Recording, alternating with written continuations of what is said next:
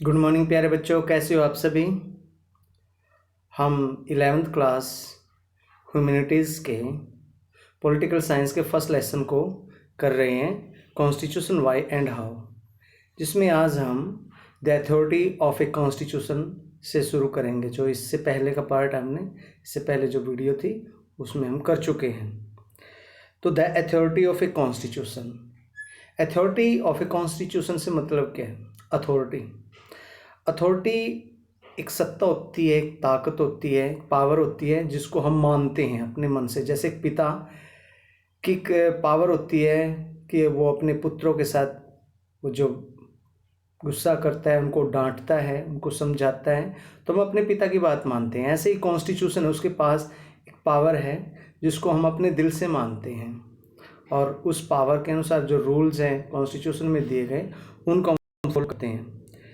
तो आइए करते हैं इस पॉइंट से शुरू। The authority of a constitution, we have outlined some of the functions a constitution performs. These functions explain why most societies have a constitution. But there are three further questions we can ask about constitutions. हमने constitutions में जो दिए गए प्रावधान हैं उनके बारे में हम ऑलरेडी जो पढ़ चुके हैं, और इन फंक्शंस में हमें बताया गया है कि किस प्रकार से विभिन्न जो समाज हैं उनके जो संविधान हैं, उनके संविधान उस समाज के लिए किस प्रकार के कार्य करते हैं। But there are three further questions we can ask about constitution. लेकिन 3 और पर्सन हैं जो कॉन्स्टिट्यूशंस के बारे में आगे उठते हैं। फर्स्ट जो हमारा क्वेश्चन है,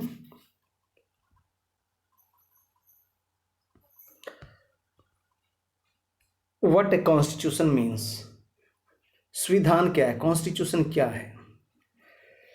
second, how effective a constitution, एक संविधान कितना प्रभावशाली होता है, क्या चीज़ होती है जो संविधान के अंदर, कॉन्स्टिट्यूशन के अंदर, जो इसको इतना इफेक्टिव बनाती है।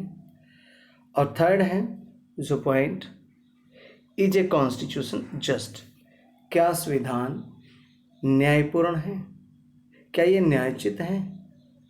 जो संविधान के द्वारा प्रावधान किए गए हैं, क्या वो सभी नागरिकों के लिए, जिनके लिए संविधान, ये कॉन्स्टिट्यूशन बना है, जिस राज्य के लिए बना है, उस राज्य में रहने वाले नागरिकों के लिए, क्या सभी को ये न्याय प्रदान करता है समान रूप से। तो ये चीज़ें हमें आज देखनी है। तो फर्स्ट जो हमारा क्वेश्चन है, what a constitution mean, constitution क्या है। कॉन्स्टिट्यूशन मीन्स जो एक सैद्धांतिक रूप से जो हमने, जो कॉन्स्टिट्यूशन है लैटिन भाषा के वर्ड कॉन्स्टिट्यूट से निकला है, जिसका अर्थ होता है कंस्ट्रक्ट, बनाना, संविधान, नियमों का बनाना, रूल का बनाना किसी राज्य विशेष के लिए, जब उसके नागरिकों के लिए, उन नागरिकों के अच्छे से जीवन जीने के लिए जब नियमों की आवश्यकता होती है, उसके लिए एक लिखित जो दस्तावेज है, जिसे आमतौर पर हम मानते हैं नियमों का संग्रह, ऐसा दस्तावेज, ऐसा डॉक्यूमेंट, उसको हम संविधान बोलते हैं। तो इसमें in most countries constitution is a compact document that comprises a number of articles about the state, specifying how the state is to be constituted and what norms it should follow. When we ask for the constitution of a country, we are usually referring to this document. But some countries, the United Kingdom for instance, do not have one single document that can be called the constitution. Rather, they have a series of documents and decisions that taken collectively are referred to as the constitutions.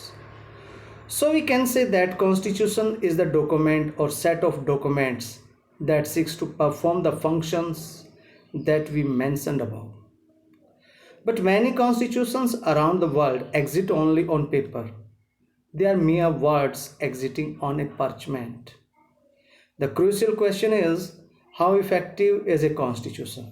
What makes it effective? What ensures that it has a real impact on the lives of people? Making a constitution effective depends upon many factors. तो जो दुनिया के बहुत सारे देश हैं, इस world में बहुत सारे देश हैं, उन सभी का एक संविधान है, चाहे वो लोकतांत्रिक संविधान हो या राजतांत्रिक तरीके से लिखा गया संविधान हो, जिसमें राजा मुखिया होता है किसी राज्य का, या लोकतांत्रिक संविधान जिसमें प्रजा उस राज्य की मुखिया होती है, जिसके अनुसार, जिसके अनुरूप उस राज्य के लिए नियम बने होते हैं जो दस्तावेज में लिखित होते हैं। तो बहुत सारे ऐसे देश हैं जिनका संविधान है वो लिखा हुआ है, वो लिखित दस्तावेज है। ये नियम हमें बताते हैं कि किस स्टेट का कैसे वो स्टेट बनेगा, स्टेट कैसे कंस्ट्रक्ट होगा, और वो किस प्रिंसिपल्स को फॉलो करेगा, किन सिद्धांतों पर ये देश चलेगा, ये राज्य चलेगा, किन नियमों का ये पालन करेगा। जब हम किसी देश के संविधान की बात करते हैं, उसके कॉन्स्टिट्यूशन की बात करते हैं, तो हम सामान्य रूप से इस डॉक्यूमेंट का ही जिक्र कर रहे होते हैं, इस कॉन्स्टिट्यूशन का ही, इस रिटन डॉक्यूमेंट का ही जिक्र कर रहे होते हैं। बहुत सारे देश हैं जिनका लिखित डॉक्यूमेंट है, रिटन डॉक्यूमेंट है, संविधान है, और बहुत सारे ऐसे देश हैं जिनमें, बहुत सारे नहीं, इंग्लैंड है जैसे मुख्यतः, जो ब्रिटिश हुकूमत हमारे देश पर थी। इंग्लैंड का संविधान अलिखित है, अनरिटन डॉक्यूमेंट है। उनके पास दस्तावेज हैं, जो नियम हैं, जो लिखे हुए, वो कोई एक निश्चित रूप से कहा जाने वाला संविधान नहीं है, बल्कि वहाँ की असेंबली है, जो वहाँ की जहाँ संसद है, उसमें जो निर्णय लिए जाते हैं, उन निर्णयों की एक लंबी श्रृंखला है। वो जो निर्णय वहाँ पे लिए गए हैं, उन निर्णयों को वहाँ पे रिकॉर्डबद्ध किया गया है, जिसको वे सामूहिक रूप से संविधान मानते हैं। इस प्रकार हम कह सकते हैं कि संविधान किसी भी देश के लिए, किसी राज्य के लिए नियमों का एक पुंज है, नियमों का लिखा हुआ एक दस्तावेज है, जिसके ऊपर उस राज्य का संपूर्ण अस्तित्व टिका हुआ है। लेकिन प्राय देखने में आया है कि इस दुनिया में बहुत सारे देशों के संविधान केवल कागजों पर ही लिखे हुए हैं, और वो थोथे शब्द हैं मात्र, और कुछ नहीं वहाँ पे लगा।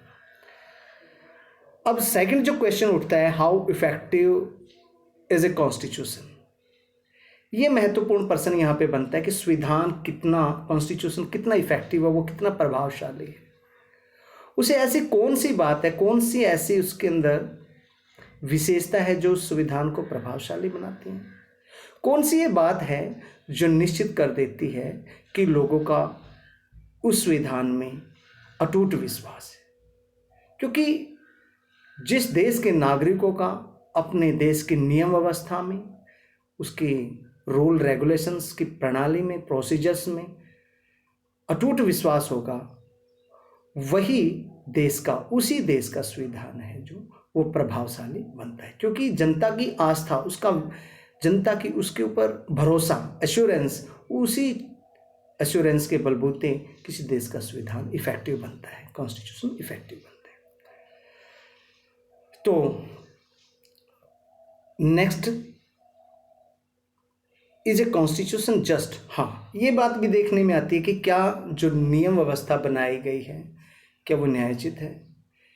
किसी देश में विभिन्न धर्मों के, विभिन्न वर्गों के, विभिन्न जाति समुदायों से जुड़े हुए, विभिन्न डिफरेंट इंटरेस्ट्स के जो कम्युनिटी हैं, पीपल हैं, जो लोग हैं, वो फोक है, वो रहते हैं। तो संविधान इस बात को देखता है कि क्या उसके प्रावधान सभी नागरिकों पर समान रूप से लागू होते हैं, या ये प्रावधान, ये नियम किसी एक विशेष वर्ग के हितों से तो नहीं जुड़े हुए, उसके फेवर में तो नहीं है। ये संविधान देखता है। यदि कोई ऐसा संविधान है जो एक वर्ग विशेष को, उसके हित को ज़्यादा लेकर चलता है, और दूसरा जो वर्ग है समाज में, उस देश में, उस राज्य में, उसको वो इग्नोर करता है, अनदेखा करता है, उसके हितों को, उसको ऑपरेशन करता है, प्रेस करता है, ऐसा संविधान हम जस्ट या फेयर कॉन्स्टिट्यूशन नहीं बोल सकते। वो अन्यायोचित है, अन्याय से परिपूर्ण सिद्धांत। और ऐसे संविधान ज़्यादा दिनों तक नहीं टिकते। इसमें जैसे हम देख सकते हैं फ्रांस में जो संविधान था, राजतांत्रिक प्रणाली थी, वहाँ पे आपने पढ़ा भी है 9th क्लास में, लुई 16वां, जिसको 1789 में फांसी दी गई थी वहाँ की जनता के द्वारा। 3 भागों में जो राज्य की जनता है उसको बांटा गया था संविधान के द्वारा। ये राजतांत्रिक संविधान था जिससे ये व्यवस्था की गई थी। तीसरे तबके के लोग टैक्स देते थे, मध्यम वर्ग के जो थे, मिडिल स्टेट था, वो केवल अच्छे अधिकार, अच्छे पद उनको मिले हुए थे, और जो थर्ड स्टेट था उसको राजा की नज़दीकियाँ मिली हुई थी। तो जो कॉमन मासी है उनके लिए वो अन्यायपूर्ण था, और उसका रिजल्ट और परिणाम आपके सामने है, आपने इतिहास में वो पढ़ा है। तो नेक्स्ट जो हमारा है मोड ऑफ प्रोमलगेशन, नेक्स्ट जो पॉइंट है मोड ऑफ प्रोमलगेशन।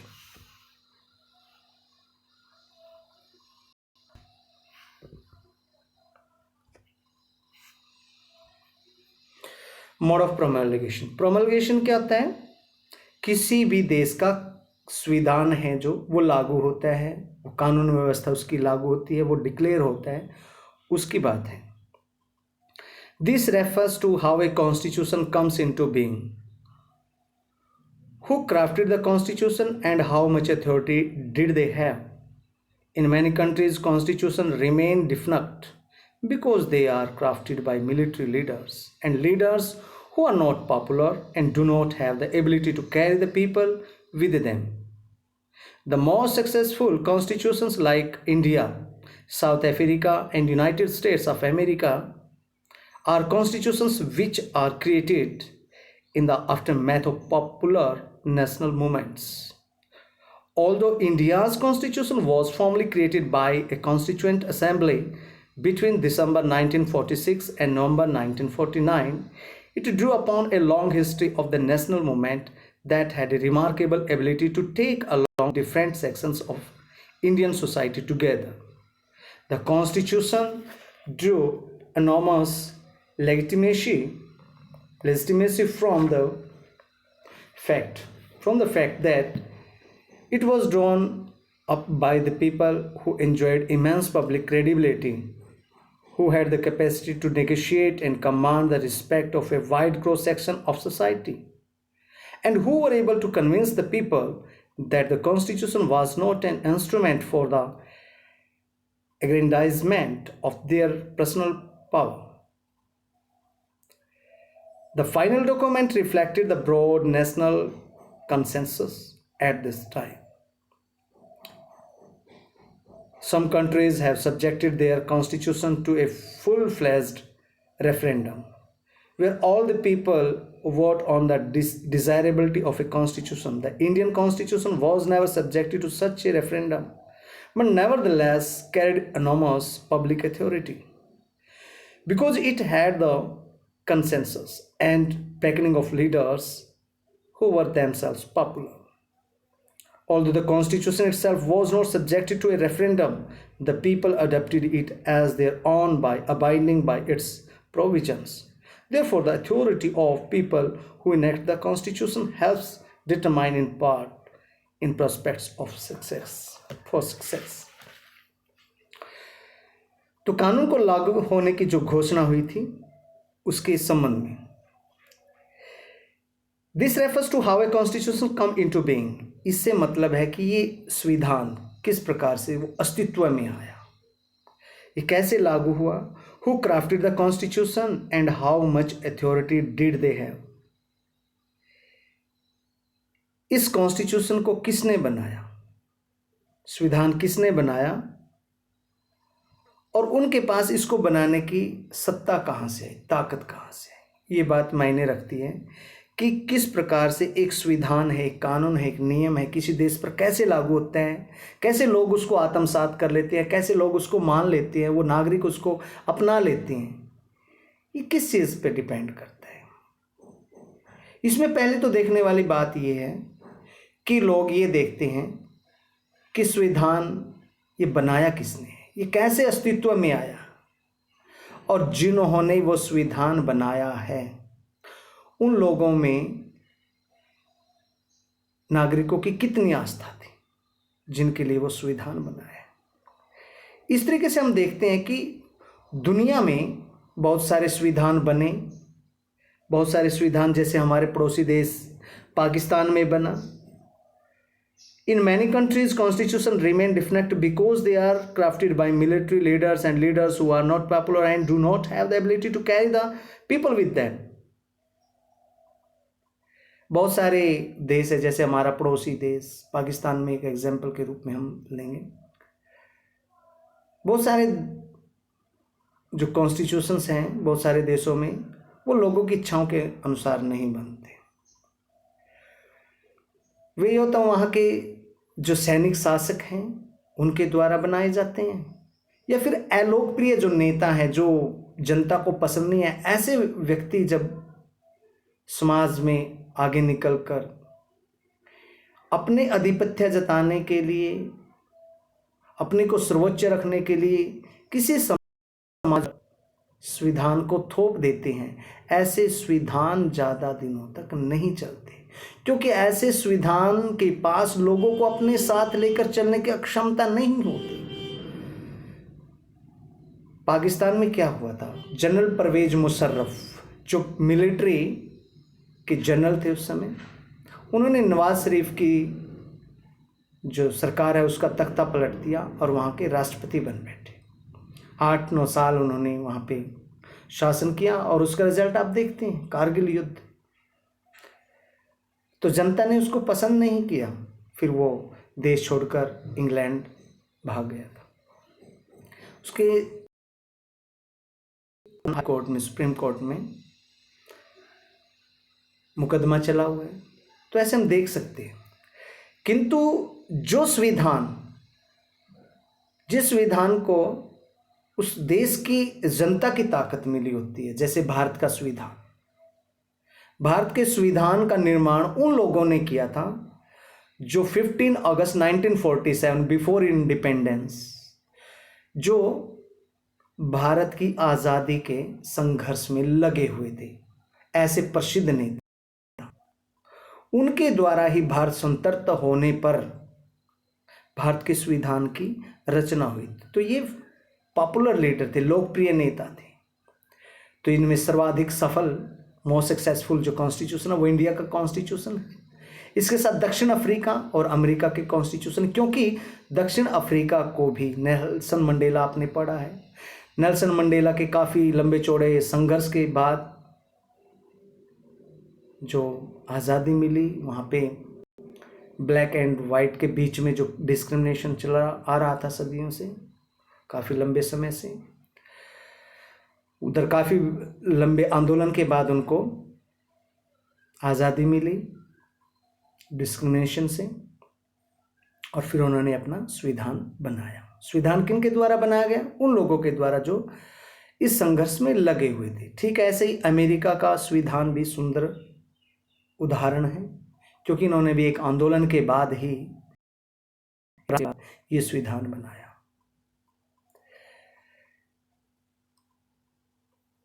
भारत का संविधान, although India's constitution was formally created by a constitutional assembly between December 1946 and November 1949, it drew upon a long history of the nationalist movement that had a remarkable ability to take along different sections of society together.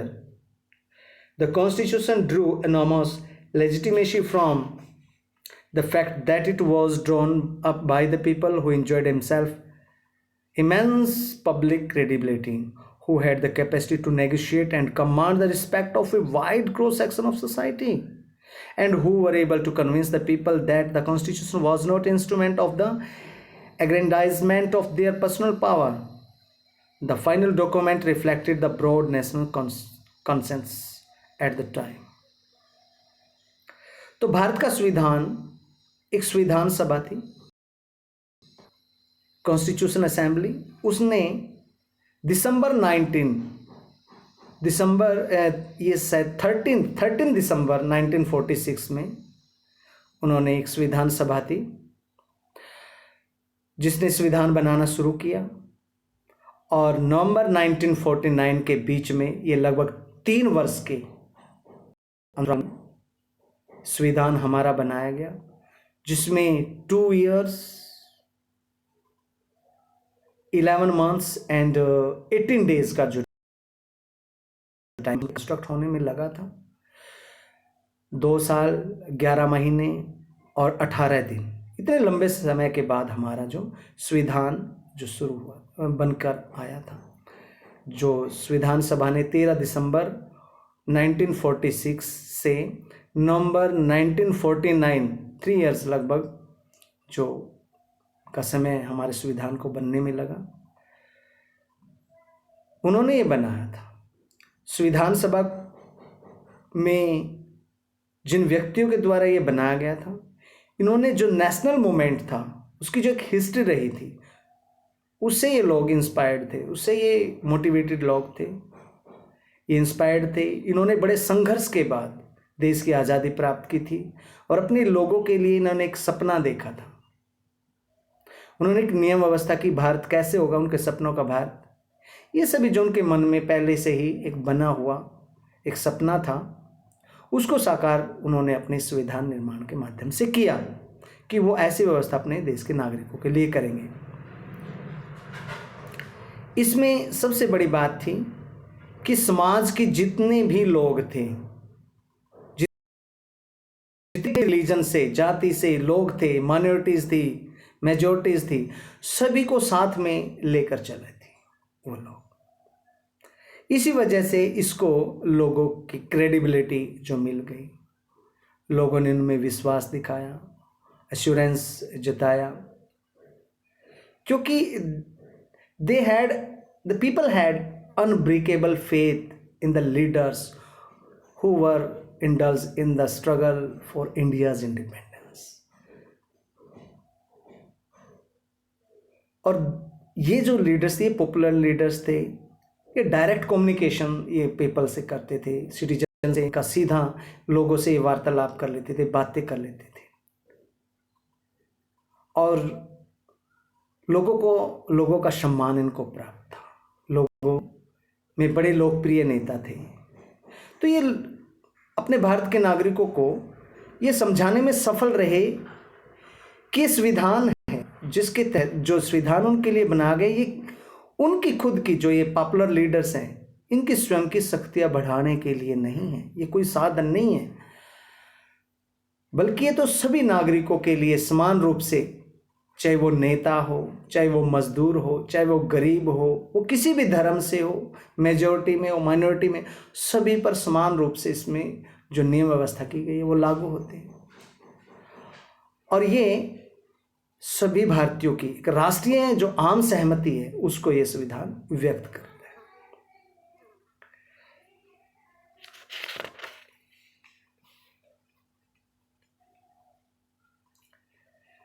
कुछ देशों का एक संविधान है और उन्होंने अपने संविधान का निर्माण करने से पहले जनमत संग्रह वहां पे करवाया।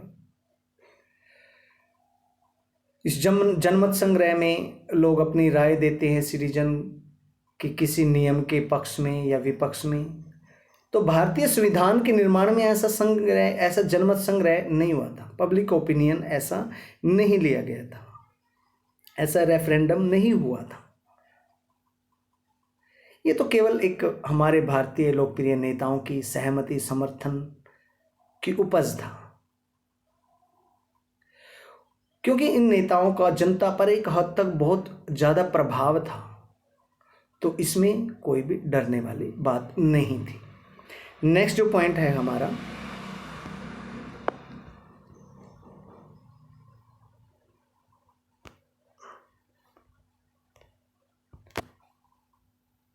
आप PDF पढ़े इसको अच्छे से। The substantive provisions of a constitution.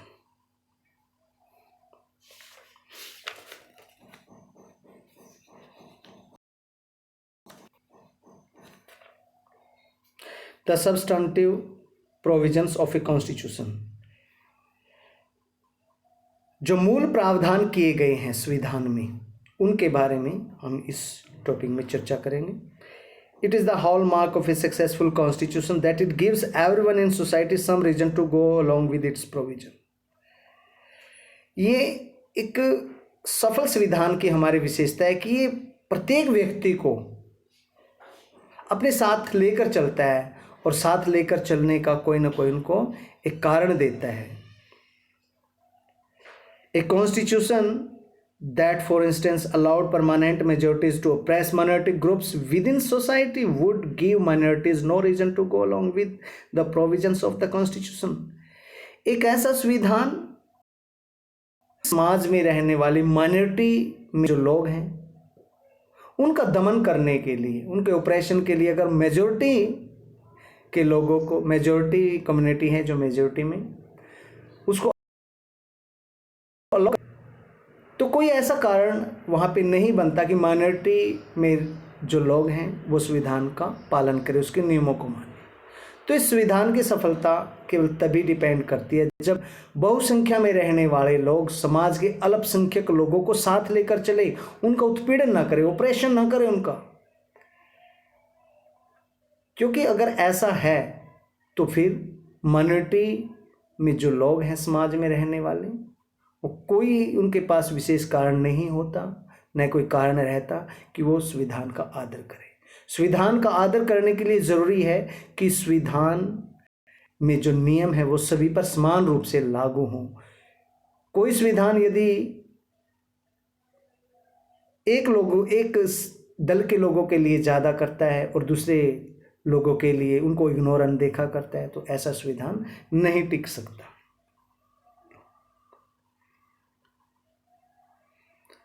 Or a constitution that systematically privileged some members at the expense of others, or that systematically entrenched the power of small groups in society, would cease to command allegiances. If any group feels their identity is being stifled, they will have no reason to abide by the constitution. No constitution by itself achieves perfect justice, but it has to convince people that it provides the framework for pursuing basic justice. Do this thought experiment. Ask yourself this question: what would be the content of some basic rules in society, such that they give everyone a reason to go along with them? The more a constitution preserves the freedom and equality of all its members, the more likely it is to be successful. Does the Indian Constitution, broadly speaking, give everyone a reason to go along with its broad outlines? After studying this book, one should be able to answer the questions in the affirmative.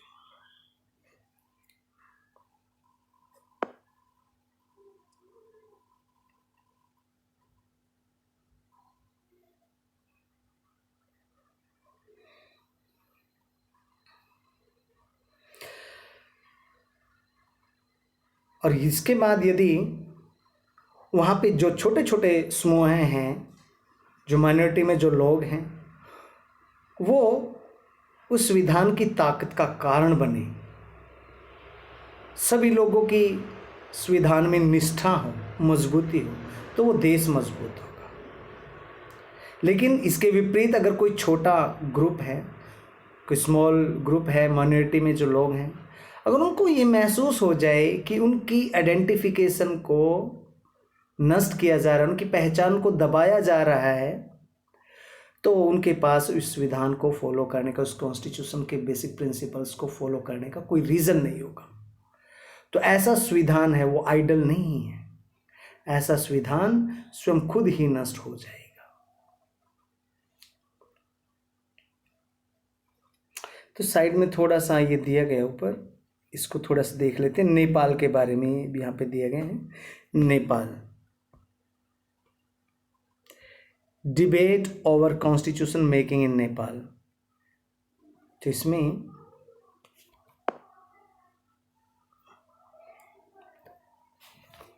making a constitution is not always as easy and smooth affair. Nepal is an example of the complicated nature of constitution making.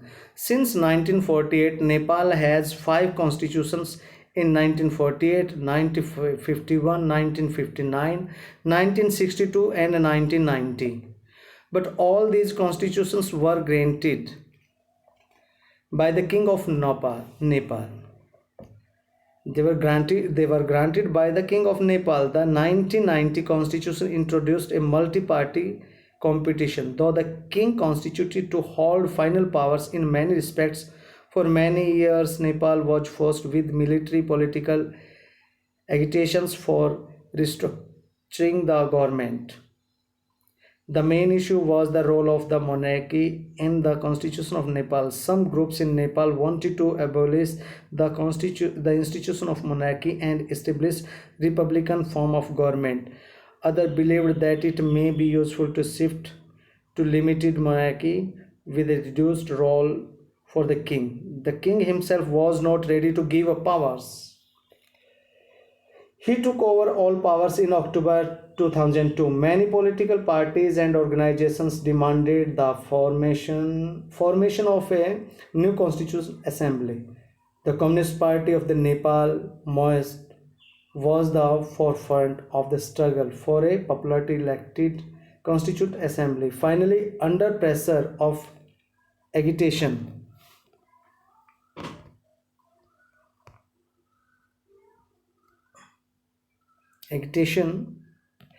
the king had to install a government acceptable to the agitating parties, and the government had stripped the king of almost all powers. In 2008, Nepal emerged as a democratic republic after abolishing the monarchy. Finally, Nepal adopted a new constitution in 2015. तो यहाँ पे 1948 के बाद नेपाल का example यहाँ पे दिया गया कि 1948 के बाद नेपाल में 5 बार संविधान बना। 1948 में पहला, 51 में दूसरा, 59 में तीसरा, 62 में फोर्थ और फिफ्थ जो 1990 में। लेकिन यहाँ पे जो नेपाल का राजा था उसने ही सारे के सारे संविधान दिए थे, और जितने भी ताकतें थी, जो अंतिम ताकत थी, अंतिम शक्तियाँ थी, वो सारी की सारी अपने पास रख ली थी। तो कई बार ये संविधान बना और फिर ये भंग हुआ, टूटता रहा। फिर इसके बाद आंदोलन वहाँ पे चले साथ साथ में। तो सभी आंदोलनों में एक ही मुख्य बात थी कि राजा का वहाँ पर क्या भूमिका होनी चाहिए, राजा क्या भूमिका होनी चाहिए। कुछ समय वहाँ पे राजतंत्र नाम की जो संस्था थी, मोनार्की सिस्टम था, उसको ख़त्म करना चाहते थे, उसको डिस्ट्रॉय करना चाहते थे, और इसके स्थान पर वो वहाँ पे रिपब्लिकन गवर्नमेंट है उसको प्रेफर करते थे। कुछ लोग वहाँ पे मानते थे कि नहीं, राजा की जो शक्ति है उसको सीमित कर दे, लिमिटेशंस ऑफ पावर होनी चाहिए, राजा की शक्तियों पर अंकुश होना चाहिए, और इस तरीके से वो संवैधानिक राजतंत्र के पक्ष में थे। कुछ उसमें जो अलग अलग तरीके से संवैधानिक राजतंत्र उनको उपयोगी लगता था। लेकिन राजा भी ऐसा था वहाँ पे कि वो अपनी शक्तियों को छोड़ने के लिए तैयार नहीं था। तो वहाँ पे फिर क्या, 2002 में सारी की सारी जो पावर्स थी वो अपने हाथों में उसने ले ली। तो इससे बहुत सारी वहाँ पे दिक्कत आई। माओवादी थे वहाँ पे, कम्युनिस्ट पार्टी थी जो नेपाल में, वो जनता के द्वारा इलेक्टेड थी, वो पीपल के द्वारा, वहाँ पे सिटीजन्स के द्वारा इलेक्टेड थी वो पार्टी, और वो इस स्ट्रगल में सबसे फोरफ्रंट पे थी, वो सबसे आगे थी। जो वहाँ पे लोग प्रदर्शन कर रहे थे तो राजा उनके सामने बिल्कुल नहीं झुका, और जबकि वो मूवमेंट में जो पार्टीज़ थी उन्होंने बड़ा जोर लगाया। तो इन्होंने क्या किया, संघर्ष इतना ज़्यादा बढ़ गया वहाँ पे कि राजा की सारी शक्तियाँ इन्होंने, अंततः राजा हार माननी पड़ी और सारी की सारी राजा की शक्तियाँ उन्होंने छीन ली। और इसके बाद वहाँ पे एक संविधान सभा थी, जो कॉन्स्टिट्यूशन असेंबली, वो कंस्ट्रक्ट की गई, उसका गठन हुआ, और फिर इस तरीके से कानून व्यवस्था वहाँ पे लागू की गई और एक नया संविधान बना। इसके बाद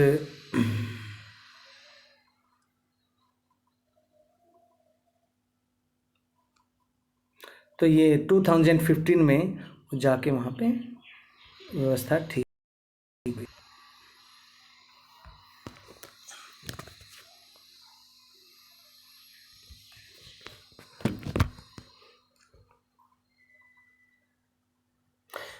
बैलेंस्ड इंस्टीट्यूशनल डिजाइन बैलेंस्ड, संतुलित।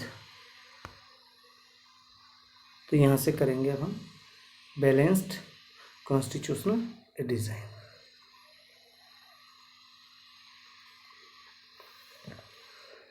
Balanced institutional design.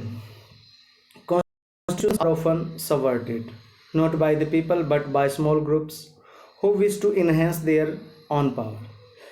संविधान है प्राय इनके साथ छेड़खानी की जाती है, उनको विकृत कर दिया जाता है, सबवर्ट किया जाता है। लोगों से नहीं कि लोग नहीं वहाँ के रहने वाले इसको सबवर्ट करते, बल्कि छोटे छोटे ग्रुप होते हैं जो समाज में, सोसाइटी में, किसी राष्ट्र में, नेशन में, तो वो स्मॉल ग्रुप्स है, उनकी पावर बहुत ज़्यादा बढ़ जाती है। वो अपनी ताकतों को बढ़ाने में हमेशा लगे रहते हैं। Well crafted constitution fragment power in society intelligently so that no single group can subvert the constitution. One way of such intelligent designing of a constitution is to ensure that no single institution acquire monopoly of power. This is often done by fragmenting power across different institutions. The Indian institution, for example, horizontally fragments powers across different institutions like the legislature, executive and judiciary, and even independent statutory bodies like the election commission.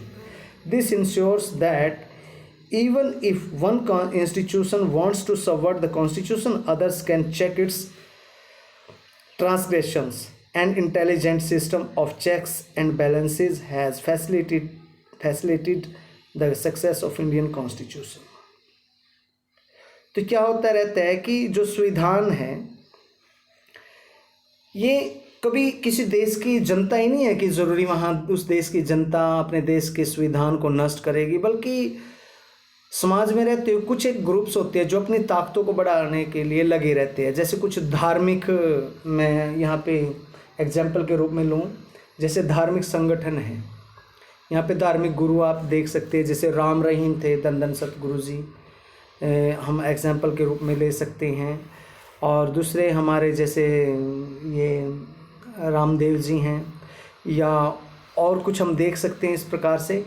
तो ये क्या होते हैं, या इधर रामपाल जी हैं, तो इन्होंने क्या किया, इन्होंने शक्तियाँ बढ़ाई हैं, या वो तो धर्म के नाम पर बढ़ाए या कैसे भी हैं, कि अपने एक जो धार्मिक भावनाओं के आधार बनाकर उन्होंने अपनी जो शक्तियाँ बढ़ाई। तो इस तरीके से क्या होगा, अब इधर हम रामपाल के केस में देख सकते हैं, धार्मिक गुरु के जो बरवाला में हुआ था।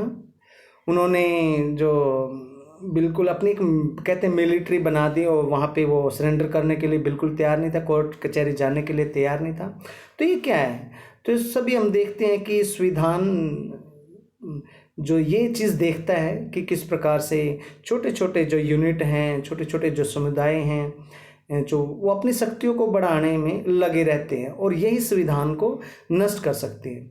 न केवल ये तो प्राइवेट इंस्टीट्यूशंस हो गए, कुछ हम एक जैसे गवर्नमेंट इंस्टीट्यूशंस में भी हम देख सकते हैं कि जो अलग अलग हमारे यहाँ पर जो प्रावधान है, अलग अलग शक्तियों का बंटवारा किया है हमारे बीच में संविधान के द्वारा।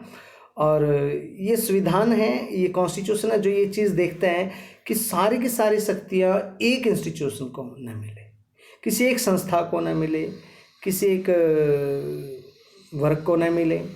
तो ये चीज़ हमारा संविधान सुनिश्चित करता है कि हमारी शक्तियों पर संविधान के द्वारा दी जाने वाली जितनी भी शक्तियाँ हैं उनको उन्होंने फ्रेगमेंट किया है, और कोई भी सिंगल जो ग्रुप है उसको वो अलोकेट नहीं दी गई है। और ये जो किया गया बड़ा ही इंटेलिजेंटली, बड़ा ही बुद्धिमत्ता से इसमें किया गया है। जैसे हमारे यहाँ शक्तियों का बंटवारा किया गया है, एकाधिकार की वहाँ पे बिल्कुल जो गुंजाइश थी उसको ख़त्म कर दिया गया, एकाधिकार नहीं है। तो जैसे एग्जाम्पल के रूप में हमारे यहाँ पर जो कॉन्स्टिट्यूशंस में जो पावर्स है वो लेजिस्लेचर, एग्जीक्यूटिव और जुडिशरी जो पावर है, ये सारी की सारी हमारी इंडिपेंडेंट पावर है, इंडिपेंडेंट इनको दी गई हैं। जैसे इसमें लेजिस्लेचर में क्या होते हैं कि जो हमारे जनता के जो प्रतिनिधि होते हैं, रिप्रेजेंटेटिव होते हैं, जैसे एमएलएज हैं, एमपीज हैं, या फिर उसमें से एग्जीक्यूटिव फिर उन्हीं एमएलए एमपीज में से क्या बनेंगे, मंत्री बनेंगे। मंत्री जो विभिन्न विभाग जिनको दिए जाएंगे, कृषि विभाग, स्वास्थ्य विभाग, शिक्षा विभाग, परिवहन विभाग, तो अलग अलग उनको महकमे दिए जाएंगे। फिर वो शासन चलाएंगे, इस तरीके से उनका देख रेख रखेंगे। तो लेजिस्लेचर है, वो लेजिस्लेचर जो कानून बनाने के लिए जो हम अपने प्रतिनिधि भेजते हैं, वो अपना वोट डालते हैं किसी नियम के बारे में कि ये नियम जनता पे लागू होना चाहिए, बनना चाहिए, नहीं बनना चाहिए, नियम कठोर है, इसको बदला जाना चाहिए। तो इस बारे में वो अपना ओपिनियन अपनी वोट्स के माध्यम से हम देते हैं वहाँ हमारे संसद में या स्टेट लेजिस्लेटिव असेंबली में या पार्लियामेंट में। तो हम इस तरीके से देखते हैं। और जो मंत्री हैं उन्हीं में से जो चुने हुए जिनको विभाग दिए गए हैं वो मंत्रालय चलाते हैं, उनकी देख रेख रखते हैं। और फिर है हमारी वहाँ पे जुडिशरी का कार्य होता है न्याय व्यवस्था को बनाए रखना। तो ये उनका काम है, वो देखते हैं कि किस जो नियम व्यवस्था है, संविधान के अंतर्गत जो सभी शक्तियों का जो बंटवारा किया गया है, क्या वो सभी अपनी शक्तियों के अनुसार ही कार्य कर रहे हैं, कोई वैधानिक शक्ति है वो ज़्यादा प्रयोग करके कोई संविधान के नियमों को तो नहीं भंग कर रहा है, ये चीज़ देखता है। तो वहाँ पे न्यायालय भी है, न्यायालय का भी प्रावधान है, जुडिशरी सिस्टम दिया गया। और इसके साथ ही इलेक्शन कमीशन एक जो स्वतंत्र संस्था के रूप में वहाँ पे इलेक्शन कमीशन है जो चुनाव करवाता है एक निश्चित अवधि के बाद। तो ये सारी की सारी चीज़ें हमारे संविधान के द्वारा ये प्रोविज़न किए गए हैं।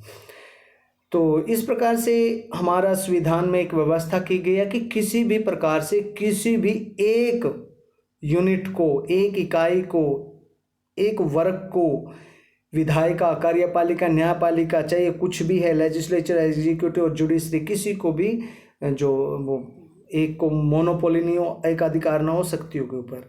ये चीज़ ध्यान से देखेंगे। This ensures that even if one institution wants to subvert the constitution, other can check its transgressions. अगर फिर भी कोई इनमें से एक इंस्टीट्यूशन है, मान लीजिए लेजिस्लेचर है, लेजिस्लेचर ने अपने जो अधिकारों का प्रयोग करके वो ज़्यादा वहाँ पे दिक्कतें पैदा कर दी है, लोगों के लिए जो परेशानियों का कारण बन रहा है, या फिर कोई जो मंत्री एमएलए अपनी विशेष ताकतों का प्रयोग करते हुए अपने लिए विशेष हित रखता है, अथॉरिटी है, वो ज़्यादा अनुचित रूप से अपनी ताकत, अपनी पावर है उसका इस्तेमाल करता है, तो वहाँ पे जुडिशरी है इस चीज़ को देखने के लिए। और इसी तरीके से जुडिशरी भी वहाँ पे बंद है। तो यहाँ पे जैसे प्रेस है, प्रेस को भी इंडिपेंडेंट प्रेस है, प्रेस की स्वतंत्रता है, अखबार है, मैगजीन, वो तुरंत उस बात को जनता तक पहुँचा जाते हैं। और जनता क्या है, वही इन लेजिस्लेचर्स के जो मेंबर्स, एग्जीक्यूटिव्स जिनमें से निकलते हैं, और फिर जुडिशरी है जो इनके ये प्रावधान या व्यवस्था जनता की ही मूल शक्ति का वहाँ पे स्रोत है, वहाँ पे वो सोर्स है मेन पावर के रूप में। तो जनता उस चीज़ को हटा देती है, निकाल देती है, या फिर वहाँ पे सजा का प्रावधान भी हमारे जो कॉन्स्टिट्यूशन के मेकर्स थे, फ्रेमर्स थे, उन्होंने किया है। तो यहाँ पे फिर इलेक्शन कमीशन जो एक स्टैट्यूटरी बॉडी है, बिल्कुल इंडिपेंडेंटली वो काम करती है। This ensures that even if the institution wants to subvert the constitution other can check. तो दूसरा है उसके उस चीज़ को देख लेता है, दूसरा जो यूनिट है। And intelligent system of checks and balances has facilitated the success of Indian constitution. Next है जो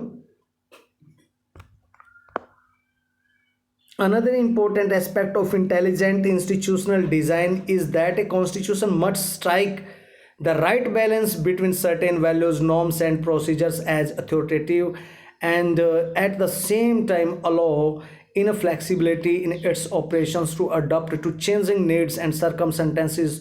Too rigid a constitution is likely to break under the weight of change. A constitution that is on the other hand, too flexible will give no security, predictability or identity to a people. तो यहाँ पे साथ में ही देखा जाता है कि जो हमारे यहाँ पे संस्थाएं हैं, तो वो संस्थाएं की रूपरेखा जो बनाई गया है उसमें इस बात का ध्यान रखा गया है कि कोई भी नियम है, कोई प्रक्रिया है, तो उनमें लचीलापन भी होना चाहिए। ऐसा बैलेंस वहाँ पे क्रिएट किया गया है, क्योंकि माना गया अगर संविधान अत्यंत कठोर बना दिया गया तो ऐसे संविधान भी नष्ट हो जाते हैं। तो लोगों की आकांक्षाओं के अनुसार, लोगों की इच्छाओं के अनुरूप, बदलती हुई परिस्थितियों के अनुसार जो संविधान में जो प्रावधान है, जो नियम हैं, जो रूल्स एंड रेगुलेशंस हैं, उनमें भी एक निश्चित अंतराल के बाद जनता की इच्छाओं को देखते हुए बदलाव किया जाना जरूरी होता है, बेहद जरूरी होता है। इसको हम कॉन्स्टिट्यूशन की फ्लेक्सिबिलिटी बोलते हैं, फ्लेक्सिबिलिटी इन कॉन्स्टिट्यूशन। अगर संविधान लचीला है तो वही समाज को सुरक्षा और पहचान दे सकता है। कठोर संविधान या तो देश तोड़ देता है या लोगों को ही तोड़ देता है। संविधान ऐसा ज़्यादा लंबा सर्वाइव नहीं कर पाता, ये बात यहाँ पे देखने वाली है। तो ये संविधान हमारा केवल मूल्यों की रक्षा करने के लिए होता है। और तो इस तरीके से हम देखेंगे कि नई परिस्थितियों के अनुसार, नई न्यू सर्कमस्टेंसेस के अकॉर्डिंग जो संविधान भी चेंज होते रहते हैं, उनमें जो नॉर्म्स हैं वो चेंज होते रहते हैं। तो नेक्स्ट है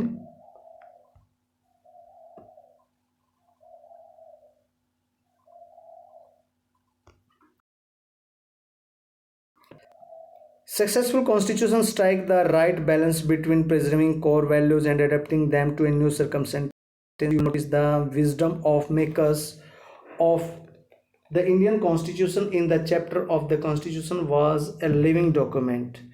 The Indian Constitution is described as a living document. By striking a balance between the possibility to change the provisions and the limits on such changes, the Constitution has ensured that it will survive as a document respected by people. That arrangement also ensures that no section or group can on its own subvert the Constitution. Therefore, in determining whatever a Constitution has authority, you can ask yourself three questions. Were the people who elected the Constitution credible? This question will be answered in the remembering part of this chapter. Secondly, did the Constitution ensure that power was intelligently organized so that it was not easy for any group to subvert the Constitution? And most importantly, does the Constitution give everyone some reason to go along with it? Most of the book is about the question. Also, is the Constitution the locus of people's hope and aspirations? The ability of Constitution to command voluntary allegiances of the people depends to a certain extent upon whatever the Constitution is just. What are the principles of justice underlying the Indian Constitution? The last chapter of this book will answer this question. ये जो सभी चीज़ें इसमें बताई हैं हम already जो है डिस्कस कर चुके हैं। तो इसमें जो कहा गया है ये हमें इसमें बताया गया कि क्या हमें जो ये देखना पड़ेगा, सुनिश्चित करेंगे हम कि किस प्रकार से हमारा जो संविधान है वो संगठित किया गया है, किस प्रकार से वो एक समूह विशेष के लिए नहीं है, किस प्रकार वो फ्लेक्सिबल है, वो कठोर नहीं है। तो इसमें बहुत सारी चीज़ें हैं। इसमें हम देखते हैं कि क्या संविधान है जो लोगों की इच्छाओं के अनुसार ही बना, उसकी आशाओं को पूरा करता है, और क्या उस देश के जो नागरिक हैं जिनके लिए वो संविधान बना उन लोगों की निष्ठा उस संविधान में है। ये सभी चीज़ें इसके अंदर दी गई हैं। तो बहुत सारी बातें हैं, तो इसको हम ऑलरेडी कर चुके हैं। थोड़ा इजीली आप रीड कर सकते हैं, बड़ा आसानी से आप इसको समझ पाएंगे ये, ठीक है। यहाँ तक ये जो चीज़ें हैं ये हम कर चुके हैं। बार बार इन चीज़ों को आप पढ़ के देख सकते हैं। और यहाँ तक हम ये चीज़ें ये हमने कर ली हैं, एक बार रीड करेंगे आप PDF से। तो नेक्स्ट पॉइंट है, how was the Indian constitution made? भारतीय संविधान कैसे बना? अब सबसे मेन बात पे अब आए हैं हम कि भारतीय संविधान की रचना कैसे हुई, कैसे बने। तो संविधान को बनाने के लिए कौन थे? संविधान उन सदस्यों के द्वारा बनाया गया था जो हमारे देश की आज़ादी के संघर्ष में लगे हुए थे। उनको अनुभव था कि किस प्रकार से ब्रिटिश हुकूमत के अंतर्गत लोगों पर अत्याचार हो रहे थे। उनको अनुभव था किस प्रकार से लोग आपस में बटे हुए थे, किस प्रकार से धार्मिक भेदभाव लोग आपस में रखते थे, जाति भेदभाव थे, किस प्रकार से माइनॉरिटी में जो रहने वाले लोग थे वो मेजॉरिटी के लोगों के द्वारा अत्याचार उन पे हुआ था। तो ये सभी कुछ हमने पहले ही देख लिया था और हमें अब पता लग चुका था कि किस प्रकार से एक हमें यूनाइटेड नेशन, एक यूनाइटेड जो राष्ट्र हैं, हम एक संगठित राष्ट्र की ज़रूरत है, जो हमारा राष्ट्र छोटे छोटे टुकड़ों में बटा हुआ था। तो आज़ादी के जो परवाने थे, जो हमारे राजनेता थे, जिन्होंने आज़ादी के संघर्ष में बढ़ चढ़ कर भाग लिया था, जिन्होंने परिवार छोड़ दिया था, वो निस्वार्थ लोग थे, उनके द्वारा हमारा संविधान बनाया गया। कई बार एक प्रश्न आता है, लोग कह देते हैं कि भाई जो भारत का संविधान, जो आलोचकों के द्वारा क्रिटिसाइज जो किया गया है कि भारत का संविधान है ऐसे लोगों के द्वारा बनाया गया है जो जनता के प्रतिनिधि नहीं थे, क्योंकि जनता ने उनको चुना नहीं था, और इस तरीके से भारतीय संविधान को वो उचित नहीं मानते। लेकिन ये शायद वो भूल जाते हैं कि ये जो जनता के प्रतिनिधि ही थे, क्योंकि वो किसी न किसी रूप में जनता की आवाज़ थे, जो संघर्ष के लिए, आज़ादी के संघर्ष के लिए लगे रहे थे। तो उन्होंने भारत के संविधान की रचना की थी। यही कारण है कि भारत का संविधान है जो इतने विस्तृत रूप में लिखा गया, इतने पूरे संपूर्ण भारत पर लागू, और सबसे सफल लोकतांत्रिक देश हमारा इंडिया है। तो इस प्रकार आज हम ये देखेंगे how was the Indian constitution, भारतीय संविधान कैसे संरचना में आया, किस प्रकार से इसकी रचना हुई। तो let us read, let's find out how the Indian constitution was made. Formally the constitution was made by the constituent assembly which had been elected for undivided India. It held its first sitting on 9 December 1946 and reassembled as Constituent Assembly for Divided India on 14 August 1947. Its members were chosen by indirect election by the members of the Provincial Legislative Assembly that had been established under the Government of India Act 1935. The Constituent Assembly was composed roughly along the lines suggested by the plan proposed by the Committee of British Cabinet known as the Cabinet Mission. According to this plan, constitution किन लोगों के द्वारा बनाया गया था? Constitution जो है formally, औपचारिक रूप से एक संविधान सभा के द्वारा, कॉन्स्टिट्यूएंट असेंबली के द्वारा जो बनाया गया था, उस कॉन्स्टिट्यूशन असेंबली के द्वारा जो अनडिवाइडेड इंडिया में जिसको इलेक्ट किया गया था। भारत आज़ाद नहीं हुआ था। पहली बात, वो भारत था जिसमें पाकिस्तान एक हिस्सा था। तो उस समय भारत की कॉन्स्टिट्यूएंट असेंबली, संविधान सभा के सदस्यों को चुना गया था। इस संविधान सभा की पहली बैठक जो 9 दिसंबर 1949 को हुई थी, और फिर जो सेकंड इसकी बैठक हुई थी, सेकंड सीटिंग, वो 14 अगस्त 1947 को भारत पाकिस्तान के विभाजन के दौरान हुई थी। ये कॉन्स्टिट्यूट असेंबली के सदस्य कहाँ से है? संविधान सभा, संविधान का जो निर्माण करने का कार्य जिन लोगों को दिया गया था, वो सदस्य कहाँ से आए? फर्स्ट बात कि वो जनता के प्रतिनिधि नहीं थे, क्योंकि जनता ने उनको चुनकर नहीं भेजा था कि वो हमारे लिए संविधान सभा का संविधान बनाए। सेकेंडली, वो लोकप्रिय नेता थे जिन्होंने आज़ादी के संघर्ष में भाग लिया था। तीसरी बात उनके बारे में ये थी कि जो 1935 में जो स्टेटली प्रोविंसेस थी, दो प्रकार का भारत था, ध्यान कीजिए। कुछ ऐसे स्टेट्स थे जहाँ पर ब्रिटिश का डायरेक्ट शासन था, वहाँ पे डायरेक्ट रूल करते थे। कुछ ऐसे भारत था, छोटे छोटे स्टेटली प्रोविंसेस थी, जहाँ पर ब्रिटिश शासन तो करते थे, लेकिन वहाँ के जो प्रिंस थे उनके माध्यम से, नवाबों के माध्यम से शासन कर रहे थे, क्योंकि वो नवाब हैं, ब्रिटिश हुकूमत के हाथों के कठपुतली थे।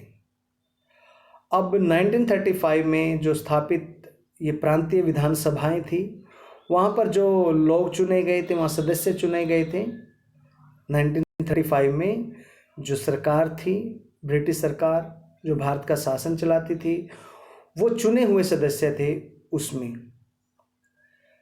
तो वो चुने हुए सदस्य, एक तो वो उस असेंबली का जो चुनाव सभा, ये संविधान सभा, उसके सदस्य बने। दूसरा, इसमें एक 1942 में एक, इसमें डेट नहीं दी गई, 1942 में ब्रिटिश ब्रिटिशनर्स ने भारत को आज़ाद करने की सोच ली थी, पहले उनको पता था कि भारत को आज़ाद करना है। तो 1942 में आज़ादी से पहले उन्होंने एक कैबिनेट मिशन बुलाया था। कैबिनेट मिशन में एक प्रस्ताव रखा गया था कि जो स्वतंत्र भारत के लिए संविधान का निर्माण कौन करेगा। तो ये कैबिनेट मिशन थी। इस कैबिनेट मिशन में कुछ एक प्रोविजंस किए गए थे, जो कुछ डिसीजन लिए गए थे, बड़े इंपॉर्टेंट है, इनको ध्यान से सुन लीजिए एक बार। तो फर्स्ट जो इन्होंने जो provision, each province and each princely state और group of states were allotted seats proportional to their respective population रफली in the ratio of 1:10 lakhs। तो हर एक जो राज्य था भारत में, जो उन राज्यों में से, स्टेटली प्रोविंसेस में से 10 लाख की आबादी के ऊपर, 10 lakhs पॉपुलेशन के ऊपर एक प्रतिनिधि जो संविधान सभा में आएगा, संविधान लिखने का जिसको अधिकार मिलेगा। तो उस समय 39 करोड़ जो भारत की पॉपुलेशन थी। तो as a result of provinces that were under direct British rule were to be elected 292 members, while the princely states were allowed a minimum of 93। इसमें जो कहा गया है यहाँ से कि प्रत्येक जो प्रांत है, जो 39 करोड़ उस समय हिंदुस्तान की जो आबादी थी, उसमें से 39 करोड़ में से प्रत्येक 10 लाख पर, 10 lakhs पर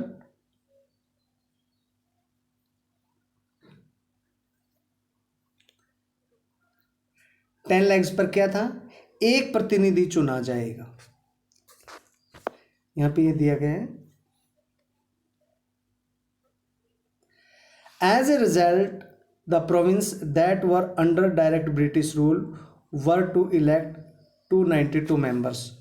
जो स्टेट डायरेक्ट ब्रिटिश हुकूमत के अंडर थे, जिनका शासन ब्रिटिशनर्स चला रहे थे डायरेक्टली, उनमें से जो टोटल है 292 मेंबर्स है, वो कॉन्स्टिट्यूएंट असेंबली में जाएंगे।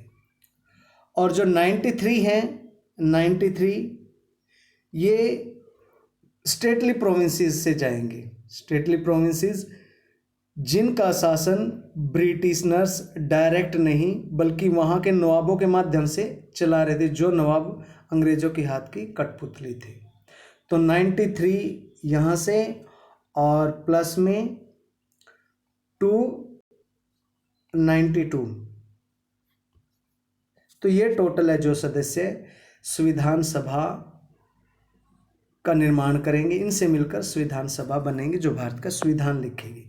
सेकंड जो पॉइंट इसमें कहा गया है, the seats in each provinces were distributed among the 3 main communities, Muslim, Sikhs and generals in proportion to their respective population. उस समय जो भारत में मेजॉरिटी में मुस्लिम, सिख और जनरल, 3 ज़्यादा लोग थे। इसके साथ छोटी छोटी मिनोरिटी भी थी, जैन थे, ईसाई थे, बौद्ध थे, अन्य धर्म के या कबीलियाई लोग थे। तो बहुत सारे अलग छोटे छोटे धर्मों के लोग थे। तो ये मुख्य 3 लोग थे। तो इनको भी कॉन्स्टिट्यूट असेंबली में मिलने का अधिकार दिया गया था। तो कॉन्स्टिट्यूट असेंबली में मुस्लिमों को उनकी जनसंख्या के आधार पर, सिखों को भी उनकी जनसंख्या के आधार पर, और जनरल जो कैटेगरीज थे, हिंदूज वगैरह जिनको, उनको भी उनकी जनसंख्या के आधार पर कॉन्स्टिट्यूट असेंबली की सदस्यता मिलनी थी। मेंबरशिप ऑफ कॉन्स्टिट्यूट असेंबली उनको मिलनी थी। तो ये चीज़ वहाँ पे की गई थी। नेक्स्ट है इसमें third point, members of each community in provincial legislative assembly elected their own representative proportional representation with single transferable vote। Single transferable यानी कि एक कम्युनिटी को, किसी विशेष जगह किसी राज्य में रहने वाले के लिए एक वोट निर्धारित की गई थी। ठीक है। The method of selection in case of representative of princely states was to be determined by the consultation. जो मेथड ऑफ सिलेक्शन है कि किस प्रकार से जनता के प्रतिनिधियों का, जो प्रिंसली स्टेट थे, ये जो नवाबी राज्य थे, नवाबों के राज्य थे भारत में, जिनका शासन नवाब चला रहे थे, इनडायरेक्टली जो ब्रिटिश हुकूमत चला रही थी जिनका शासन, उनमें जो सदस्य थी, इनकी नियुक्ति जो वहाँ के राज्यों को, उनके प्रिंसली स्टेट्स को, प्रिंस को, उनके राजकुमारों को दे दी गई। देसी जो रियासत थी उनको, रियासतों के प्रतिनिधि का चुनाव करने का तरीका उनके पास, उनके परामर्श से तय किया गया था। तो इसमें ये चीज़ यहाँ पे ध्यान रखी गई थी। नेक्स्ट,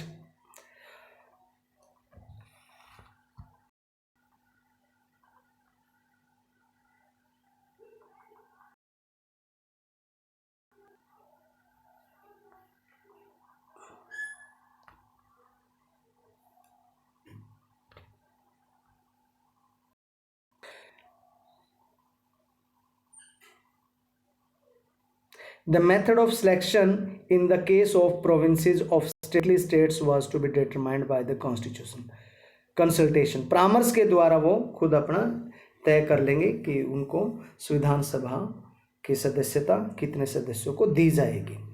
तो इस प्रकार से हम देखते हैं संपूर्ण भारत से जो ऐसे स्टेट जिन पर डायरेक्ट ब्रिटिश हुकूमत थी, वो स्टेट जिन पर नवाब राज्य कर रहे थे इनडायरेक्टली जो ब्रिटिश हुकूमत के अंडर थे, या विभिन्न धर्म जो सिख, हिंदू, मुस्लिम, सभी धर्मों के लोगों को भी प्रतिनिधित्व उसमें दिया गया, सदस्यता संविधान सभा में दी गई।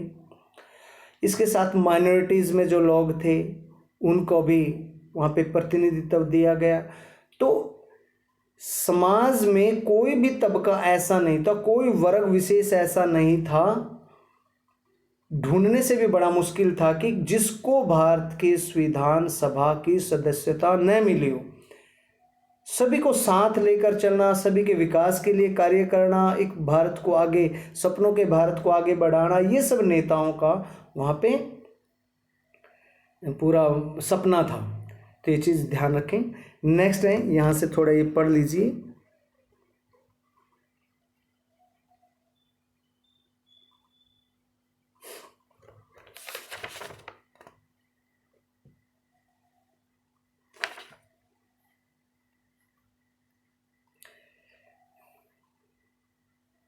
We must make our political democracy a social democracy as well. Political democracy cannot last unless there lies at the base of its social democracy.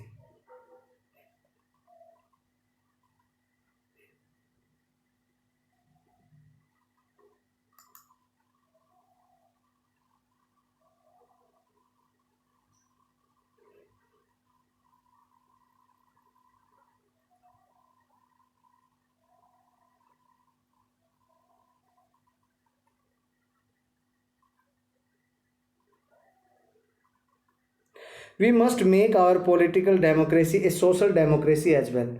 हमें अपने जो राजनीतिक लोकतंत्र था उसको सामाजिक लोकतंत्र के रूप में भी देखना था, क्योंकि ये नहीं कि राजनीतिक लोकतंत्र हो गया, सभी लोगों को राजनीति में भागीदारी मिल गई, संविधान सभा का सदस्य बनने के लिए भागीदारी मिल गई, संविधान निर्माण के लिए भागीदारी मिल गई, नियम कानून व्यवस्था भारत की किस रास्ते पर आगे बढ़ेगा इस चीज़ का फैसला लेने का सब वर्गों को, सभी धर्म, सभी जाति के लोगों को अधिकार दे दिया गया।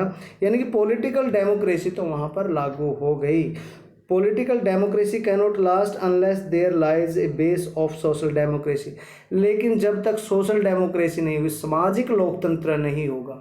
सामाजिक लोकतंत्र का मतलब लिबर्टी, इक्वलिटी, फैटर्निटी, यानी कि स्वतंत्रता, समानता और भ्रातृभाव की भावना जब तक समाज में नहीं होगी, जब तक ये लोकतांत्रिक का गुण नहीं होगा, लोकतांत्रिक व्यवस्था का, जब तक वो समाज, वो संविधान उस देश के लिए वो योग्य करार नहीं उसको दिया जा सकता, उसको अच्छा नहीं माना जाता, गुणकारी संविधान उसको नहीं माना जाता, आदर्श संविधान उसको नहीं कहा जा सकता। What does a social democracy mean? Social democracy का मतलब क्या है? It means a way of life which recognize liberty, equality and fraternity. ये जीवन का तरीका है जिसमें समता, समानता और भ्रातृभाव सब कुछ सिद्धांत होते हैं, जीवन के प्रिंसिपल ऑफ लाइफ होते हैं। These principle of liberty, equality and fraternity are not to be treated as separate items in a trinity. इन तीनों की तिकड़ी है, अगर इनको एक दूसरे से बिल्कुल अलग अलग नहीं किया जा सकता है। न तो हम इक्वलिटी को लिबर्टी से निकाल सकते हैं, न ही फ्रेटर्निटी को लिबर्टी से, और न ही लिबर्टी को इक्वलिटी से निकाल सकते। अगर ऐसा करेंगे तो संविधान की आत्मा है, तीनों प्रिंसिपल्स हैं, ये जो तीनों सिद्धांत हैं ये संविधान की आत्मा है। तो ऐसा संविधान उसको हम सफल नहीं मानते, वो संविधान सफल हो ही नहीं सकता वो। तो ये तिकड़ी है, इन तीनों का ध्यान रखा हमारे संविधान निर्माताओं ने कि ये तीनों हमारे संविधान में एग्जिट करें, हमारे देश में, हमारे देश की व्यवस्था में एग्जिट करें। They form a union of trinity in the sense that to divorce one from the other is to defeat the very purpose of democracy. अगर इनमें से एक को भी एक दूसरे से अलग कर दिया गया तो डेमोक्रेसी का लक्ष्य है, उद्देश्य है, वो बिल्कुल समाप्त हो जाता है। डेमोक्रेसी वहाँ रहती ही नहीं। Liberty cannot be divorced from equality, equality cannot be divorced from liberty. Liberty को इक्वलिटी से नहीं निकाल सकते, इक्वलिटी को फिर लिबर्टी से नहीं निकाल सकते। समानता को हम संतरता से नहीं निकाल सकते। समानता और संतरता, संतरता का मतलब है सभी व्यक्ति संतर्त है, संतरता मिलनी चाहिए। जाति, रंग, भेद, लिंग के आधार पर किसी के साथ कोई भी अन्याय ना हो, कि सबके साथ समान न्याय, ये होता है संतरता। हर तरीके से सब संतरता है, राजनीतिक, सामाजिक, धार्मिक रूप से सभी संतरता है। शिक्षा अधिकार में संतरता, सब स्वतंत्र है, फ्रीडम है सभी को। इक्वलिटी का मतलब कानून के सामने सब समान हैं, किसी के साथ भेदपूर्ण व्यवहार नहीं किया जा सकता, सभी को समान रूप से, सभी पे ये जो संविधान के द्वारा लिखे गए नियम हैं, कानून हैं, वो लागू होते हैं। अगर ऐसा करें कि समान सभी पर नियम लागू हो जाएं तो स्वतंत्रता का आनंद तभी आता है, लेकिन उस स्वतंत्रता का कोई फायदा नहीं जब उनको समानता के आधार पर स्थापित नहीं किया गया हो। Liberty cannot be divorced from equality. Equality cannot be divorced from liberty, nor can liberty or equality be divorced from fraternity. और ये दोनों ही fraternity से वो बाहर नहीं किए जा सकते। Without equality, liberty would produce the supremacy of the few over the many. अगर वहाँ पे समानता नहीं, इक्वलिटी नहीं है, तो लिबर्टी क्या करेगी? लिबर्टी बहुत सारे जो बहुसंख्या में समाज में लोग हैं, वो माइनॉरिटी में जो लोग हैं, अल्पसंख्यक जो लोग हैं, उनकी स्वतंत्रता को बैन कर देगी, यानी कि वो उनके ऊपर अत्याचार करेंगे। तो उसका कोई फायदा नहीं, उस इक्वलिटी का, उस फ्रीडम का, उसका कोई फायदा नहीं। Equality without liberty would kill individual initiatives. अगर वहाँ पे इक्वलिटी दे दी और लिबर्टी नहीं है तो इसे क्या है? इंडिविजुअल इनिशिएटिव्स, जो व्यक्ति की प्रारंभिक इच्छाएं होती है वही मर जाती हैं, वही समाप्त हो जाती हैं। Without fraternity, liberty and equality could not become a natural course of things. Doctor Bhimrao Ambedkar ने ये बात इसमें लिखी थी। अब एक क्वेश्चन है प्यारे बच्चों आपसे, यहाँ पे दिया गया है ये क्वेश्चन, ये अप्लाई कीजिए, सोचिए।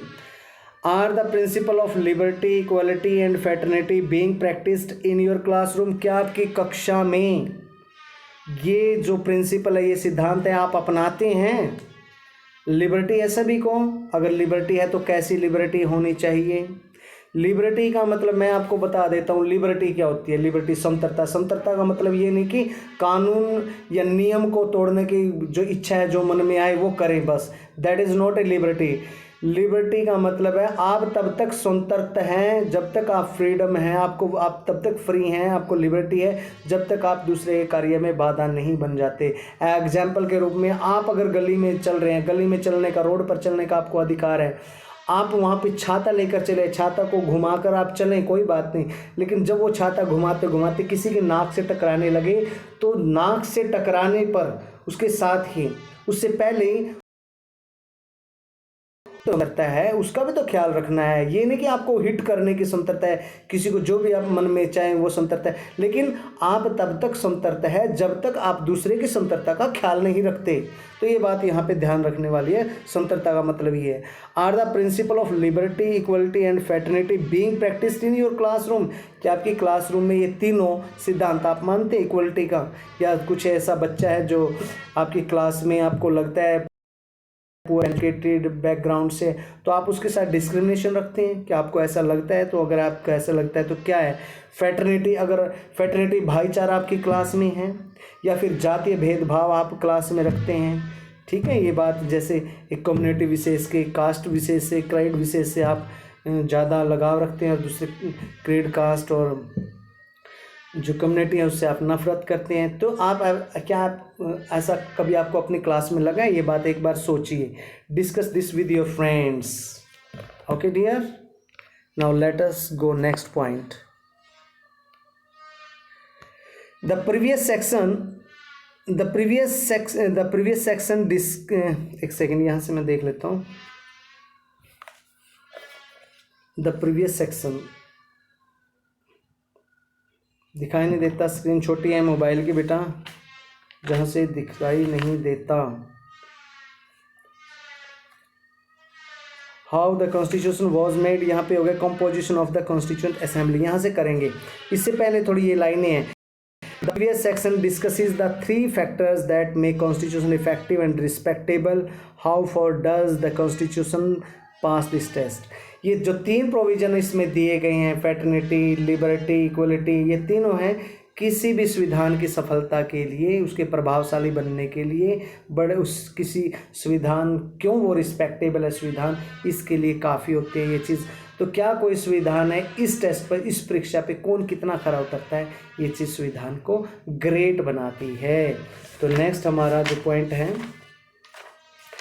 Next composition of the constituent assembly. तो I think it's enough today, तो बाकी जो हम कल को करेंगे, ठीक है। Okay, continue tomorrow, have a nice day. बेटा इसमें जो भी आपको समझाया गया, एक बार क्या करें, बुक का पीडीएफ पढ़ें, एक बार वीडियो को पूरा देखें, इसको समझें, उसका बुक का पीडीएफ पढ़ें, पीडीएफ पढ़ने के बाद एक बार फिर कोशिश करें इसको रीड करना, सुनना, और जो क्वेश्चंस हैं वो मैं आपको क्वेश्चन इसके भेज रहा हूँ, क्वेश्चंस के आंसर आपको खुद ढूंढने हैं। अगर आप उसमें नहीं ढूंढ पाते तो बेटा don't worry, I am always there to help you. तो इसमें जो क्वेश्चंस इंपॉर्टेंट बनेंगे मैं आपको बताऊंगा। और बेटा ये बड़ा ही इंपॉर्टेंट सब्जेक्ट है पॉलिटिकल साइंस, ये आपके लाइफ टाइम काम आने वाली चीज़ें है। कल को गवर्नमेंट जॉब हैं, IAS IPS या कोई भी जो आप बड़ा सपना अपने जीवन में देखा है, जब तक आप इन चीज़ों को अपने मन से समझने की कोशिश नहीं करते, जब तक इस जो दुनिया का जो संरचना है, हमारा राजनीति का, समाज का स्ट्रक्चर है, इसको नहीं समझोगे तो आप एक अधिकारी नहीं बन सकते। क्योंकि अधिकारी को ही पता होना चाहिए कि समाज कैसे, उसकी व्यवस्था कैसे चलेगी। तो बेटा इसके लिए आप बिल्कुल दिन रात मेहनत करें, कभी घबराए नहीं, ज्ञान से प्यार करें।